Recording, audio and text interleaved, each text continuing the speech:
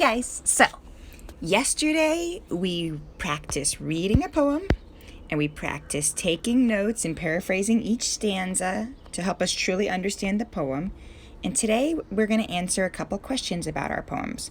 Now remember, I'm going to show you me thinking through my questions and then you can answer your own questions too. So my first question was number 1, and I see it's a part A, and I know when there's a part A and a part B, they go together. So part A, which sentence describes the theme of the poem? Now I know I already answered it in my head, but I want you to see my thinking. 1, it can be difficult to prepare for every possible disaster. 2, B, I said A. A was that one. B, even things that look safe can be deadly. C, sometimes bad things happen without warning. D, it is impossible to be aware of your surroundings. Now, when I was thinking about this, I was thinking, well, A didn't make any sense to me, so I X'd it out. And D, I mean, kind of, because he was thinking about being under the chicken, but I don't think that'd be the theme of the poem. And when they say theme, it kind of makes me think about central message, not just a theme. But I've heard people use them both ways when I've been reading, so we're just going to go with it. So it's kind of like central message / theme, it looks like.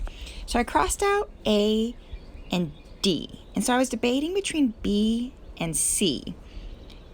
Even things look safe can be deadly, or sometimes bad things happen without warning. And I went and I looked at my notes, and then I saw the beak and the fragile, and I see the word danger. So that was first how I started thinking about it. And then when I went, I knew to really look at part B to help me decide if I'm stuck between the two answers. So I looked at part B. Which detail from the text best supports the answer to part A? A, Humpty Dumpty hid himself under a chicken. That kind of goes with D, but I already crossed out D, so I'm going to go ahead and X that one out. Nope, not you. B, if I fall from the nest, I'll get right back up. Well, that has nothing to do with it being deadly. So, no. C, though he knew something odd was tapping about right under his fragile skin. Maybe. And D, before he could reason or voice a doubt, a crack appeared in his neck. So again, I got stuck with these two. And I looked to see how they go together and which I had the most evidence for.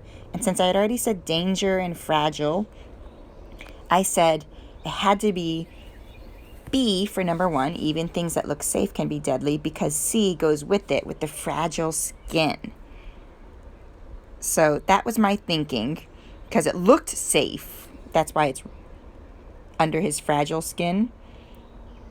And that goes with the looking safe. And D doesn't have anything with looking safe. And fragile skin, and it had more notes here, more evidence here. So that's why I picked B and C. Remember, when you have a part A and part B, see what goes together and then find the one with the most evidence.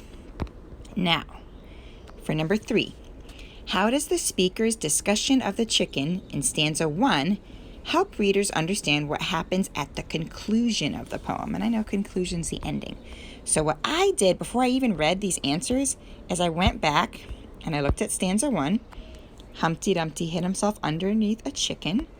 And then I went back and looked at the conclusion, the ending of the poem, and that's when the crack appeared and he broke apart from within. So that's helping me know what's going on. How does the speaker's discussion of the chicken in stanza 1, that's where he's hiding under the chicken, help readers understand what happens at the conclusion, and that's when he's breaking apart. So now let me read these answers. A, it suggests that Humpty Dumpty is the egg that the chicken has laid. That makes sense because the beginning was the hiding under the chicken. Let me keep going. B, it showed that Humpty Dumpty could easily be crushed by the chicken. That's not what it's talking about. So I would have marked that one out because that's a wrong one. It prompts readers to consider that Humpty Dumpty could be eaten. It never talks about Humpty Dumpty being eaten. So no, that's not it. It helps readers understand that Humpty Dumpty is nothing more than a fragile egg. True, but that has nothing to do with stanza 1. Stanza 1 was talking about how he was hiding under a chicken. So I'm going to say My answer is A. It suggests Humpty Dumpty is the egg the chicken has laid, because in the beginning he's hiding under the chicken, and in the ending he hatched. So that's why I went ahead and picked A.